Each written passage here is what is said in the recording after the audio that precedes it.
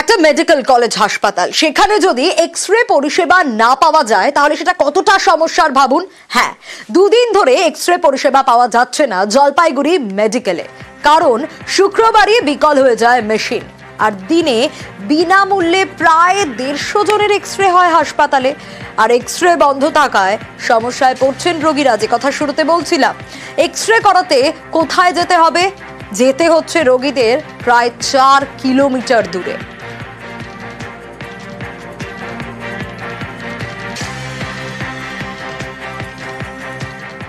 X-ray office তো দুদিন থেকে বন্ধ, কোনো এক্সরে হচ্ছে না।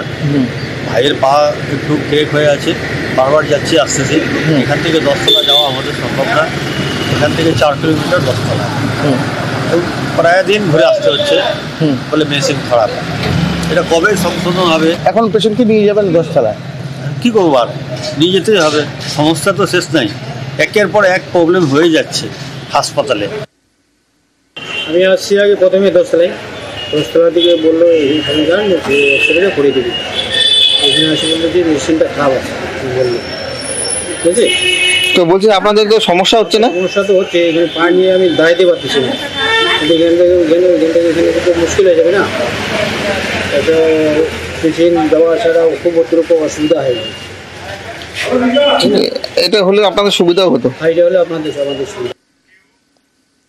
শান্তনু রয়েছে, আরো বিস্তারিত জানাতে পারবে শান্তনু এ বিষয়ে। শান্তনু, হাসপাতালে প্রতিদিন প্রায় বিনামূল্যে 150 জনের এক্স-রে হয়, পরিষেবা পাচ্ছেন না মানুষজন। দুদিনেও ঠিক করা গেল না এক্স-রে মেশিন, বা কোনো বিকল্প ব্যবস্থা করা গেল না? দেখো, ঠিক এই প্রশ্নটাই তুলছেন রোগী এবং তাদের পরিবারের সদস্যরা। কারণ একটা গুরুত্বপূর্ণ হাসপাতালে যেখানে এক্স-রে ইউনিটটা থাকা দরকার, সেখানটা দুদিন ধরে অচল হয়ে পড়ার ফলে প্রচুর রোগী এসে ঘুরে যাচ্ছেন, তারা সমস্যায় পড়ছেন, বাইরে থেকে এক্স-রে করাতে হচ্ছে।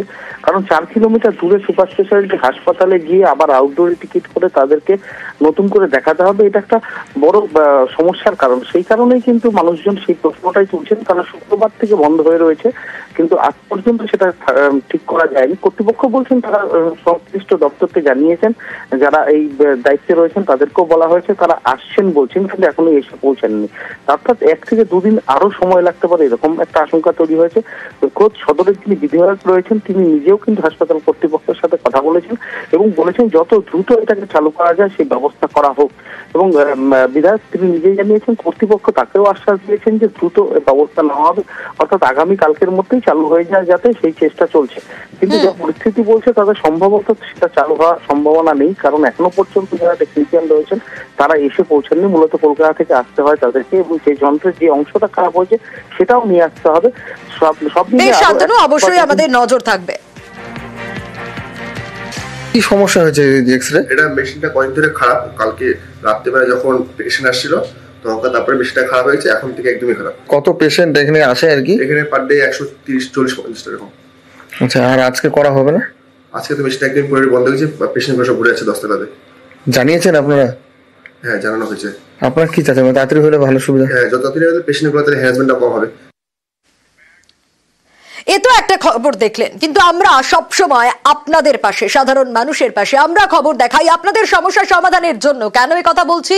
কারণ পুরুলিয়া মেডিকেলের ডিজিটাল এক্স-রে হচ্ছিল না, কারণ ফিল্মের অভাব ছিল।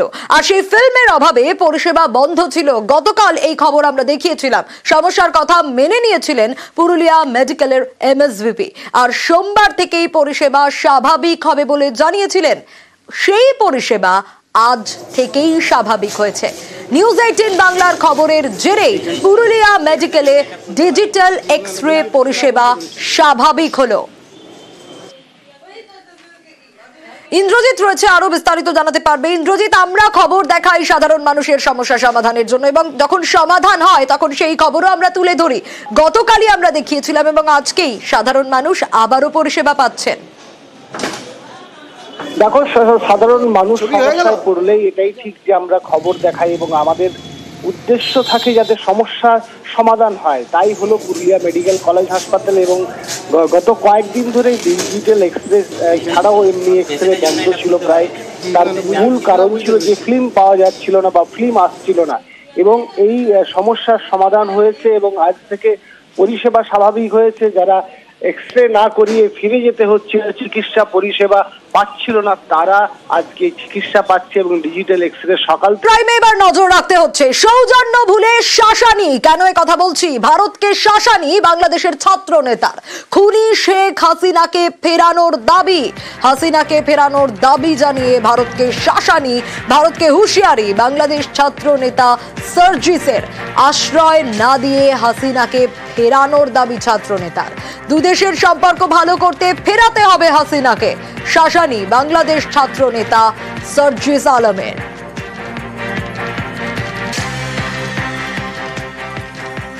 আমরা শুধু ভারতকে একটি জিনিসই বলে দিতে চাই, আপনাদের সাথে আমাদের সম্পর্ক কি হবে সেটা আপনারা আপনাদের কাজের মাধ্যমে নির্ধারণ করবেন। যেই খুনি হাসিনা এতগুলো মানুষকে খুন করে এই বাংলাদেশ থেকে পালিয়ে গিয়েছে, বাংলাদেশের মানুষের দ্বারা এই দেশ থেকে তাড়িত হয়েছে, সেই খুনি হাসিনাকে আপনারা আশ্রয় দিয়েছেন।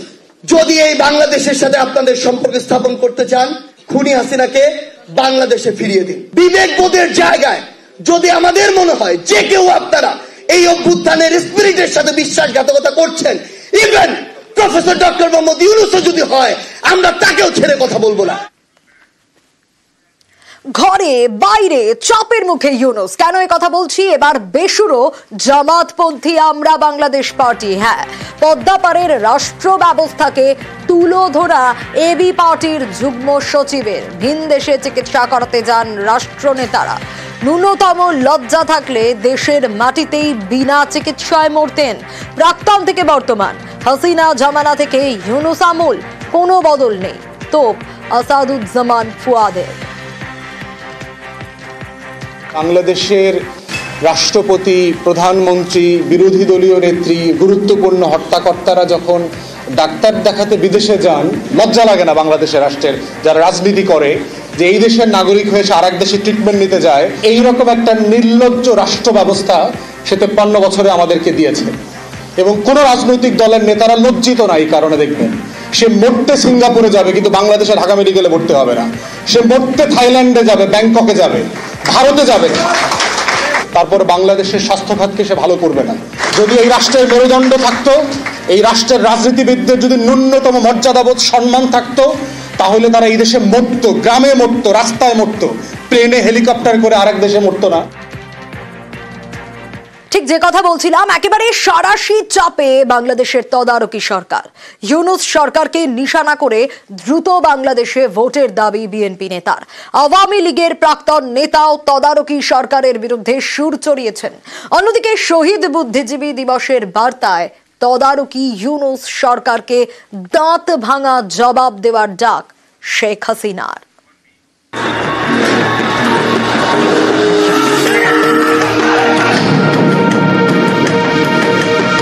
এই সরকার অন্তর্বর্তীকালীন সরকার, আমরা সবাই মিলে এই সরকারকে আমরা দায়িত্ব দিয়েছি। দয়া করে রাজনৈতিক দলগুলোকে বা রাজনীতিকে আপনাদের প্রতিপক্ষ বানাবেন না। এখন যে সরকার আছে সেটা তো অন্তর্বর্তী সরকার। এই সরকার কতদিন থাকবে? যে দেশ চালায়নি, দেশ সম্পর্কে জানে না, যে মানুষ সম্পর্কে জানে না, সে দেশের ভালো করবে কিরকম করে? অতএব এই সরকার ভালো মানুষ, কিন্তু কাজের মানুষ নয়। ভোটে জেতা সরকারকে ফেলে তদারকি সরকার, এখন আবার নতুন করে ভোটের দাবি। অগাস্ট থেকে বাংলাদেশে অন্তর্বর্তী সরকার, নেতৃত্বে নোবেল জয়ী মোহাম্মদ ইউনূস। বিভিন্ন মহলের দাবি তার জমানায় বাংলাদেশে অস্থিরতা বেড়েছে, সংখ্যালঘুদের উপর নির্যাতন হচ্ছে বলে অভিযোগ। এই নিয়ে আন্তর্জাতিক চাপ রয়েছে।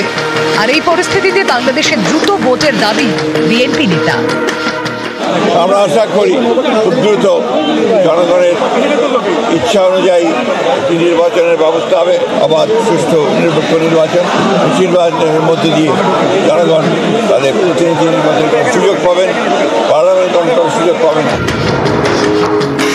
দ্রুত ভোটের দাবি তুলে তদারকি সরকারের উপর চাপ সৃষ্টি করতে চাইছে বিএনপি। পাশাপাশি ইউনূস সরকারকেও নিশানা করেন বিএনপি নেতা। এই সরকার অন্তর্বর্তীকালীন সরকার, আমরা সবাই মিলে এই সরকারকে আমরা দায়িত্ব দিয়েছি। বিশেষ করে আমরা বিএনপির তরফ থেকে প্রথম থেকেই তাদেরকে আমরা সমর্থন দিয়েছি। কিন্তু যেন এই কথা বলেন যে রাজনৈতিক দলগুলো অন্তর্বর্তীকালীন সরকারকে ব্যর্থ করার জন্য কাজ করছে, এটা অত্যন্ত মারাত্মক একটা অভিযোগ। আমি তীব্রভাবে প্রতিবাদ করছি এবং আমি মনে করি যে এই ধরনের উক্তিটা প্রত্যাহার করা উচিত। যে দয়া করে রাজনৈতিক দলগুলোকে বা রাজনীতিকে আপনাদের প্রতিপক্ষ বানাবেন না। এখন যে সরকার আছে সেটা তো অন্তর্বর্তী সরকার। এই সরকার কতদিন থাকবে জানি না। 1.5 বছর পরে নির্বাচন যদি হয় তাহলে এই সরকারের আইন 1.5 বছর। এই সরকারে যারা এসছে তারা নিজের নিজের জায়গায় সফল, এরা ভালো মানুষ বলে পরিচিত। ঘুষ এখনো চলে না টুকটাক। আরে ভাই, আমি একে সরলাম কি বিকে বসাবার জন্য? আমি এক চোর বদলে আরেক চোরকে বসাবার জন্য কাজ করেছি। নাগরিক ঐক্যর নেতা মাহমুদুর রহমান মান্না ছিলেন আওয়ামী লীগের নেতা। বিভিন্ন সময় তিনি শেখ হাসিনা সরকারের সমালোচনা করেছেন। এবার তার নিশানায় ইউনূস সরকার।